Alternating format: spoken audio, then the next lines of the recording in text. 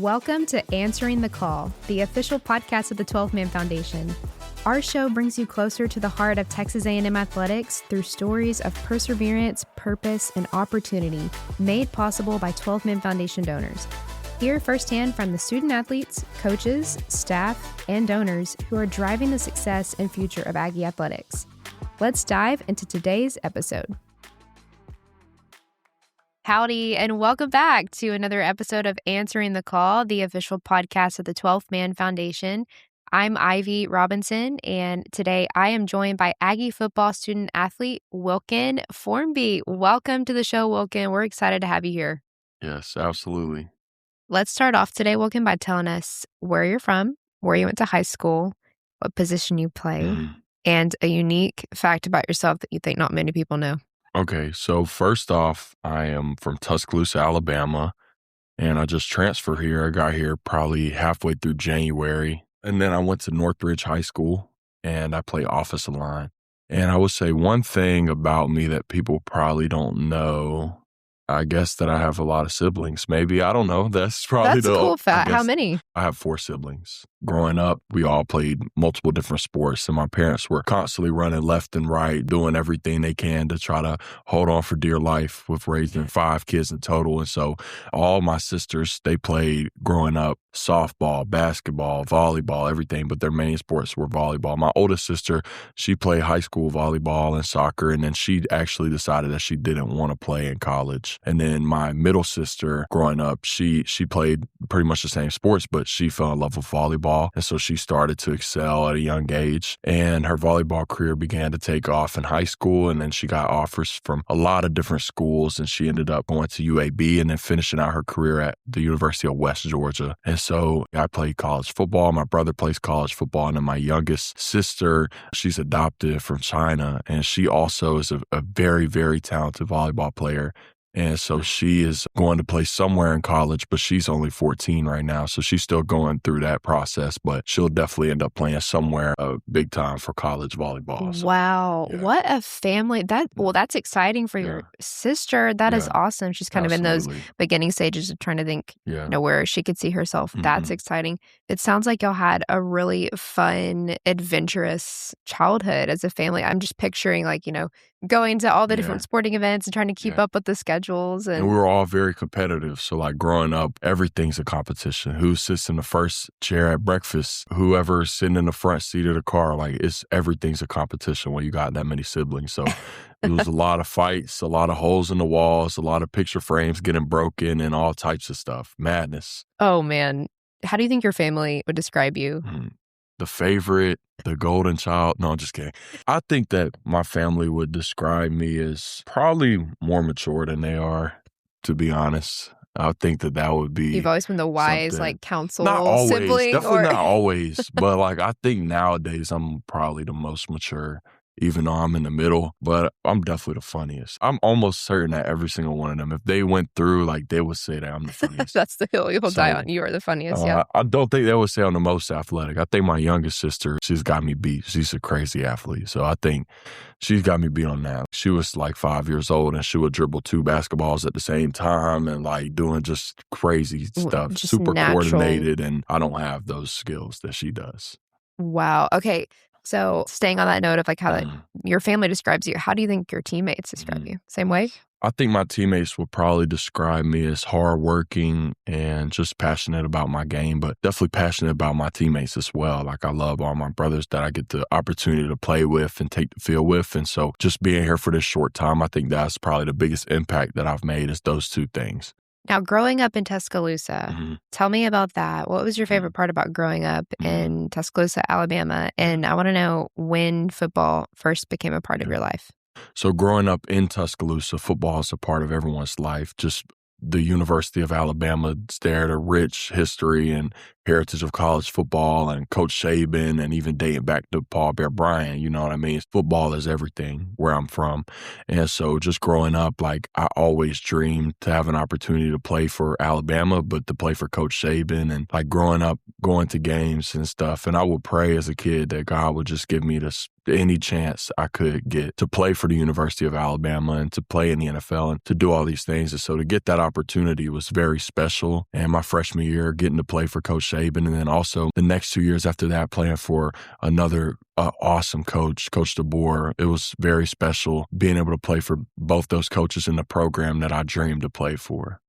That is awesome. So you always had your sights on college football ever Absolutely. Since you were a really young kid. So back to that, growing up, athletics was a struggle for me at a young age because I was so big. I was like not coordinated, and I was like that big clumsy guy, you know, just out there, just fighting for his life. That's what it looked like. I was just clumsy. And I remember growing up, I had some adversity at a young age with sports. And so like I would get cut from the basketball team or whatever in middle school. And so I had like a good story of perseverance and like coming back the next year and then making the team. And so being able to learn what the values of working hard is at a young age and not getting things handed to you just because you're big or whatever. So I got to learn that reality fast at a young age. But for football, it was always special to me because that sport, I didn't struggle as much in football at a young age. And so I loved the game. I loved everything about it. I love that with football, you can take people, different races, different backgrounds, different financial backgrounds, different experiences, and you could bring them all together in one room.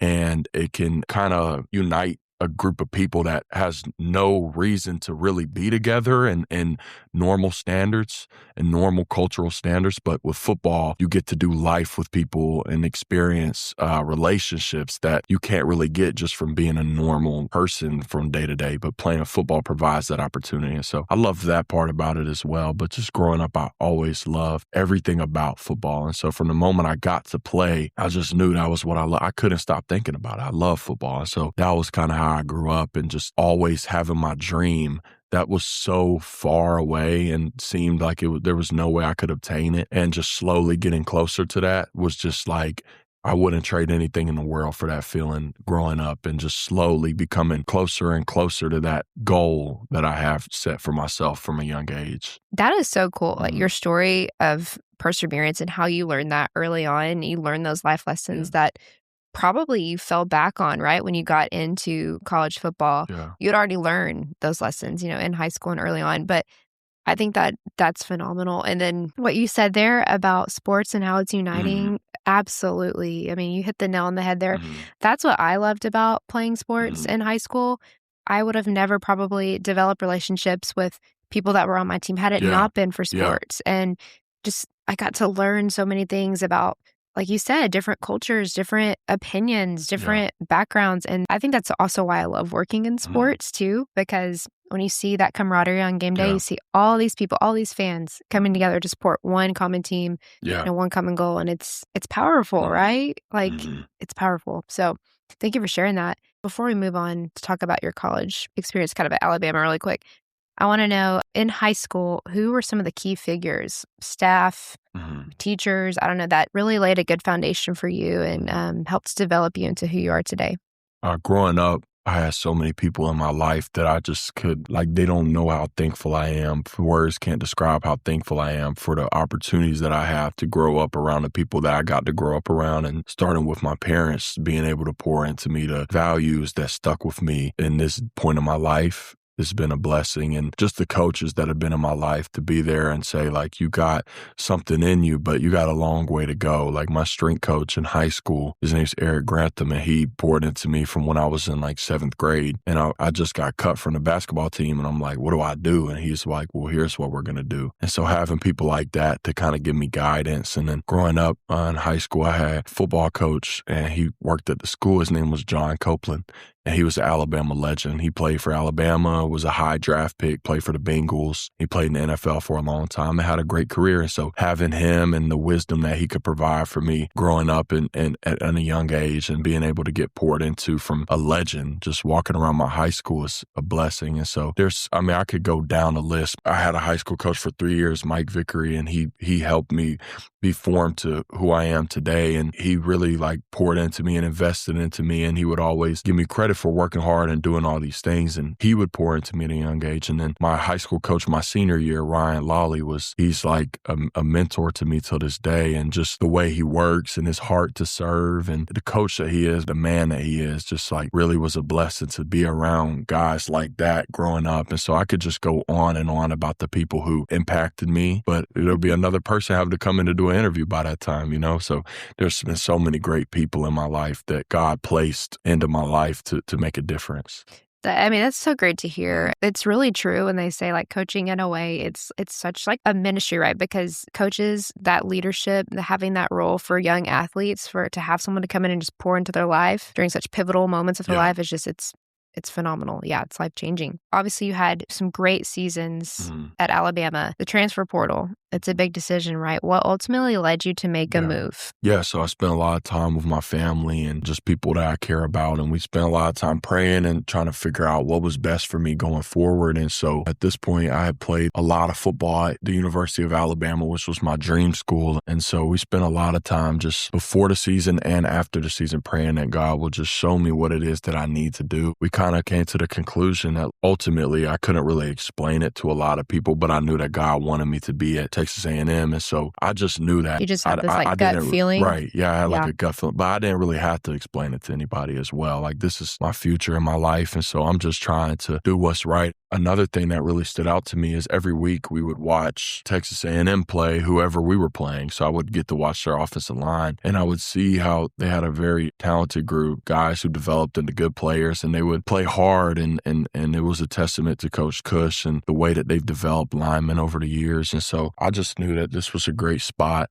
for my development. And I feel like at Bama, I got developed early on at a great rate. And I just feel like in the next step of my journey that this is a great spot for my development overall. Yeah, to kind of finish that out, right? What have your experiences been like so far in College Station? Moving here, what has the acclimation to Texas been like for you? Tell us about that. Yeah, it's been a great transition. And I think like through my obedience to God, I think that He's supplied me with a supernatural level of peace in my transition because like I uprooted from my family, from my home in Tuscaloosa, Alabama, and I came here where I really don't know anyone. And I've had the best time doing that. And so I know that that's just reassurance from God that I'm in the right spot. And so it's been a blessing. The staff here is one of a kind. There's great people that I get to spend time with on a day-to-day basis and real authentic relationships that I'm getting to form from all types of people in College Station, not just here on the football team. So that's been a blessing, and just being surrounded by like-minded people and all that it's made the transition super smooth for me.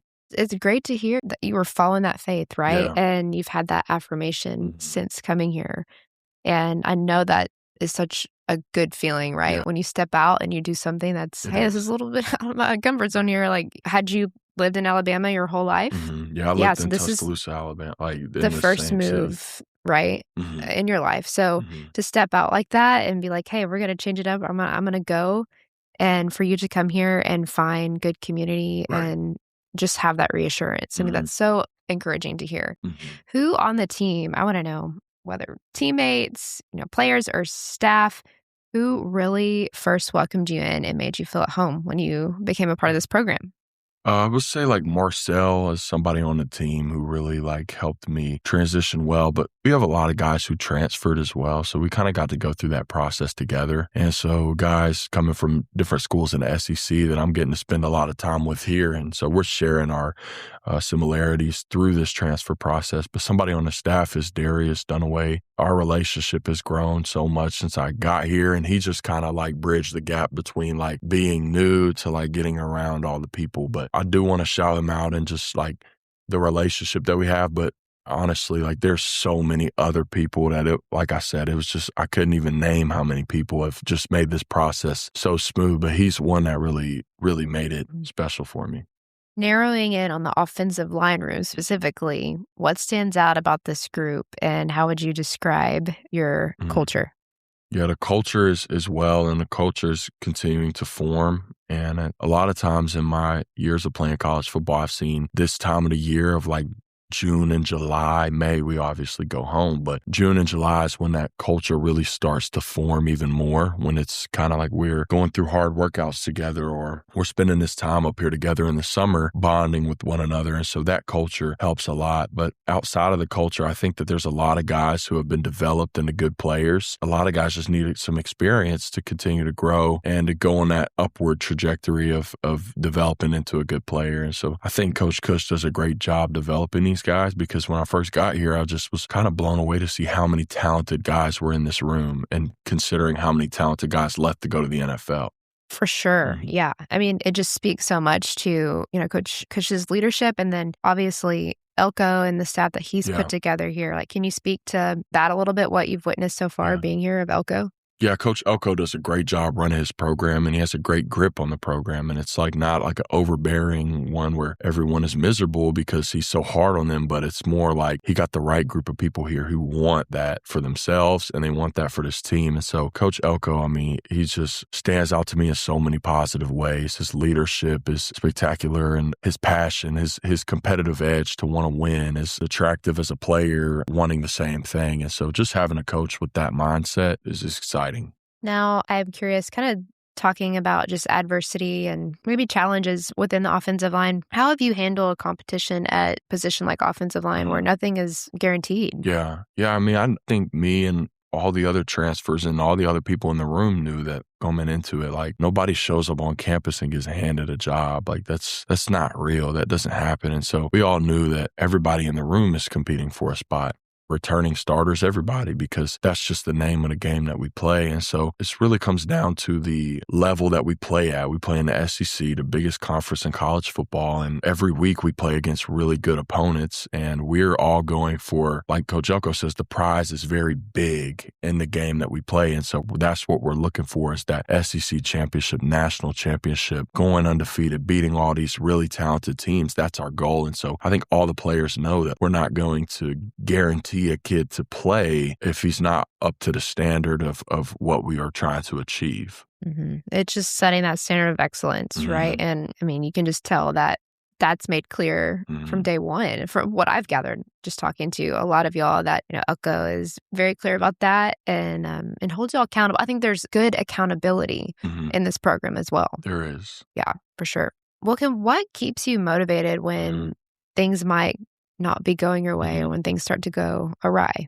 Yeah, the biggest thing for me in my career is like I used to be motivated by my success and motivated by my goals. Early in my career, I faced some adversity in college, and my faith is really what keeps me going and what keeps me playing on the hard days. And it's because that's what drives me. That's what motivates me is my faith, and wanting to be able to sit in a room like this and talk about my faith, or whenever I meet somebody, talk about my faith. And that's what's important to me. I love playing football, but my faith is the biggest thing in my life, and it's always going to be. But on those hard days when guys don't want to get out of bed, like you hear stories like that, like whenever I experience that, I just think about like what God has trusted me with, this opportunity to play at a high level and to be a light for him. And so I can't be selfish and go through the motions when I can potentially be a light for God and for his kingdom. And so that's what motivates me on those hard days, is just what God's trusted me with. And that this is my platform for the moment to play football for Texas A&M, or when it was to play for Alabama, whatever it is, like that's my role. And so I need to do that to the best of my ability as if I'm serving God, because that's what I'm doing.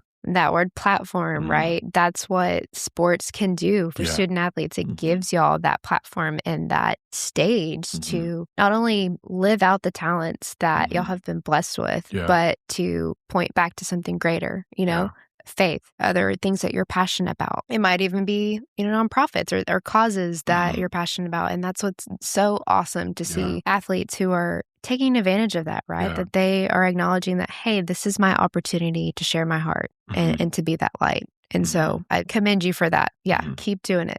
Kind of staying on the note of this program, thinking about it holistically at this level, that having great student athlete resources to support yourself is critical and key, right? We touched on earlier, I think before we started recording this episode, but you've got a DEXA scan after this podcast episode, but things like academics, nutrition, sports medicine, what resources have already made a huge impact on your experience here so far?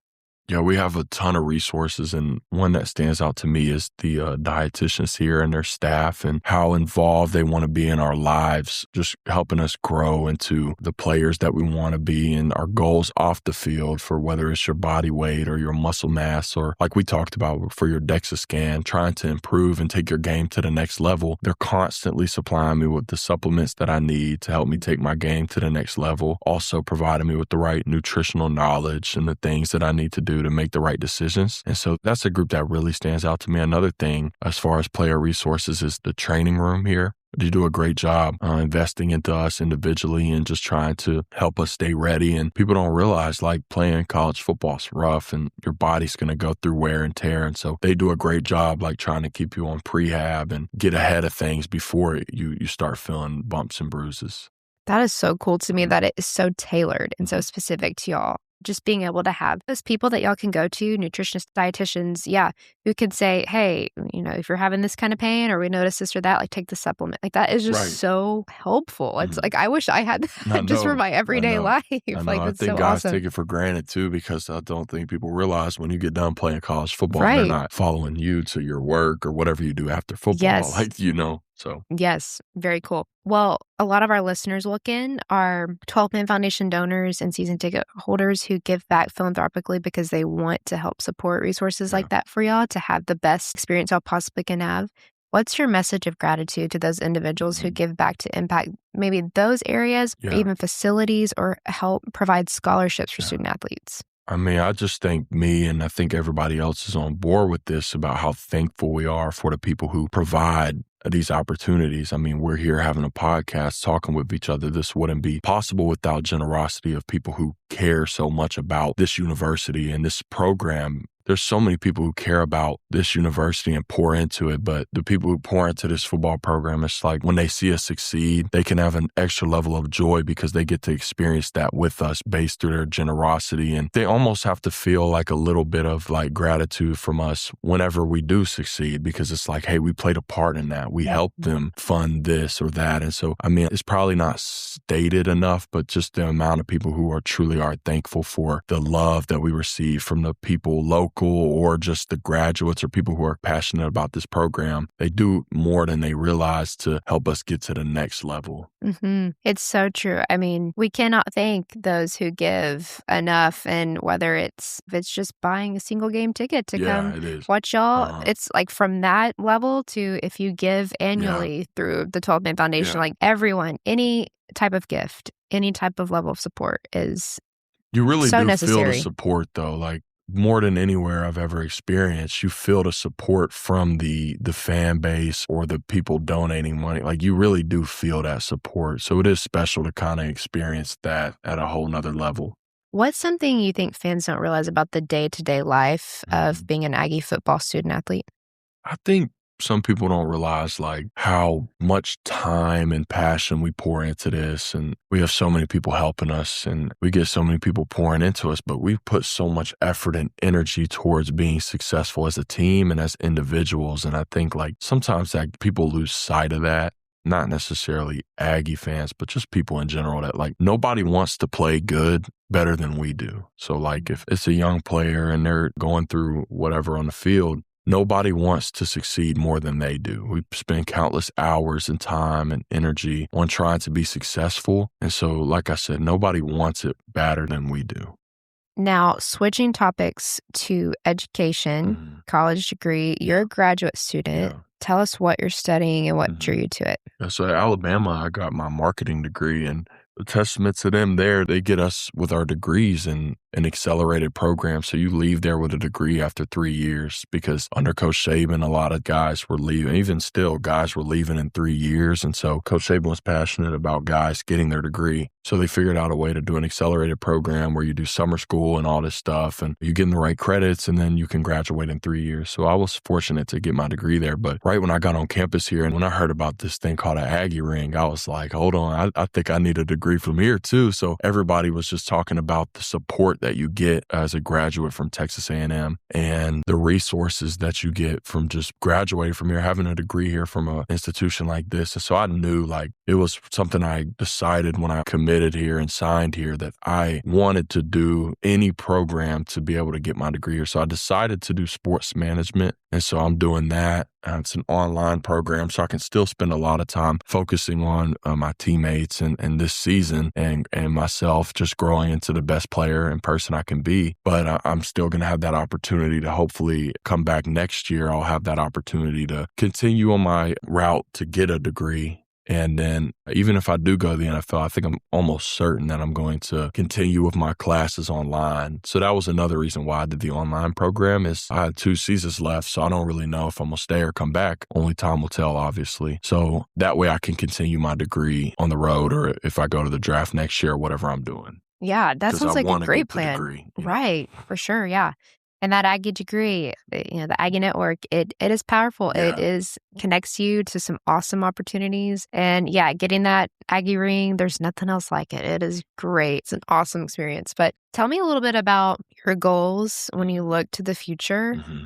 What goals do you have for yourself, maybe even beyond football? Yeah. Beyond football, like I spend a lot of time focusing on my football career and because that's what's right in front of me and just doing what I can to be where my feet are and to focus on that. But beyond everything, go to the NFL, don't go to the NFL, whatever it may be, I'm going to do like some form of ministry whenever I get done with football. And because that's where my passion is and try to make Jesus more known. And that's what I care about. And some people might not agree with me on that, but this is what I'm passionate about, So I don't have to really explain that to too many people because it's something that I think God placed on my heart. And that's really, I like to serve, do community things and give back to people. And that's something I'm also passionate about. So something in that area. Have you ever thought about blending the two, like sports ministry? Yeah, I definitely have just because of how much I love sports. And I just know like it's a great opportunity to draw people to both things that I'm passionate about. So I definitely thought about a lot of different things.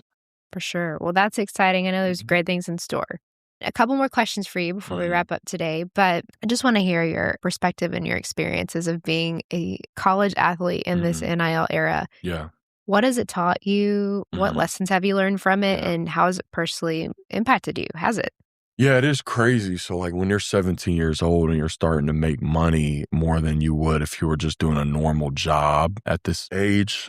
So it is a blessing. But there's a lot of things that you grow to learn when you're young and you start making money. A lot of people kind of like almost like prey on you like, oh, this kid's got all this money. We can get him to give us money. And so you got to be aware of that type of stuff. But when you're generous and you're giving back to people, that's the best thing that you can do with your money, in my opinion. So that's what I like to do is find people who need it and try to help people around me. I'm doing things, giving away stuff here in College Station. That's something I've been talking about doing is impacting this community in Bryan and College Station because still to this day I do things in Tuscaloosa. And so this is where I live now. And so I want to find areas in the community to give back. The best thing I could take from NIL is being able to help people at such a young age. There's a lot of great things that I've learned, like what are taxes like? I mean, most kids, when they're 17, they don't have to worry about taxes. So realizing that you got to file taxes, you got to probably it's best to get somebody to manage your money. I have somebody who does that for me. That's something I would advise younger people to do. So there's a lot of things that you kind of grow up faster than you would if